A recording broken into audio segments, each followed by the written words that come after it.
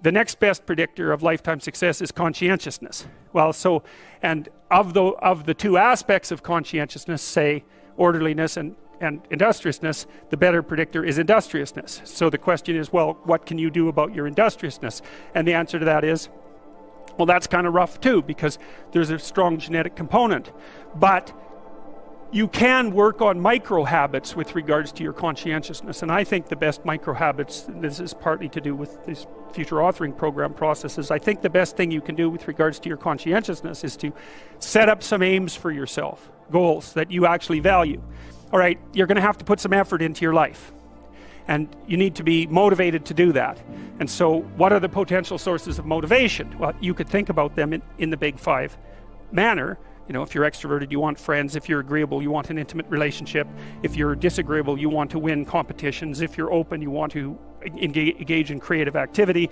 If you're high neuroticism, you want security. Okay, so those are all sources of potential motivation that you could draw on, that you could tailor to your own, you know, your own personality. But then there are dimensions that you want to consider your life across. And so we ask people about, well, you know, if you could have your life the way you wanted it in 3 to 5 years, if you were taking care of yourself properly, you know, what would you want from your friendships? What would you want from your intimate relationship? How would you like to structure your family? What do you want for your career? Well, how are you going to use your time outside of your job?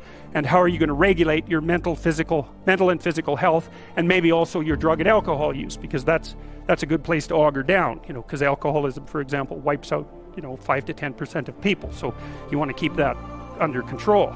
And then so maybe, you know, you develop a vision of what you would like your life to be, and that associates the goal. Once the goal is established, and then you break down the goal into micro processes that you can implement, the micro processes become rewarding in proportion, in relation to their causal association with the goal, and that tangles in your incentive reward system. You know, we talked about the dopaminergic incentive reward system, and that's the thing that keeps you moving forward. And the way it works is that it works better if it produces positive emotion when it can see you moving towards a valued goal. Okay, well, what's the implication of that? Better have a valued goal, because otherwise you can't get any positive motivation working out. And so the more valuable the goal, in principle, the more the micro processes associated with that goal start to take on a positive charge. And so what that means is, well, you get up in the morning and you're excited about the day, you're ready to go. And so as far as I can tell, what you do is you specify your long-term ideal. Maybe you also specify a place you want to stay the hell away from, so that you're terrified to fail as well as excited about succeeding, because that's also useful. You specify your goal. You do that in some sense as a unique individual. You want to specify goals that make you say, oh, if that could happen as a consequence of my efforts, it would clearly be worthwhile. Because the question always is, why do something? Because doing nothing is easy. You just sit there and you don't do anything. That's real easy. The question is, why would you ever do anything? And the answer to that has to be because you've determined by some means that it's worthwhile. And then the next question might be, well, where should you look for worthwhile things? And one would be, well, you could consult your own temperament. And the other would be, well, you kind of look at what it is that people accrue that's valuable across the lifespan. So you do a structural analysis of the subcomponents of human existence, and already did that. You need a family, you need friends. Like, you don't need to have all these things, but you better have most of them.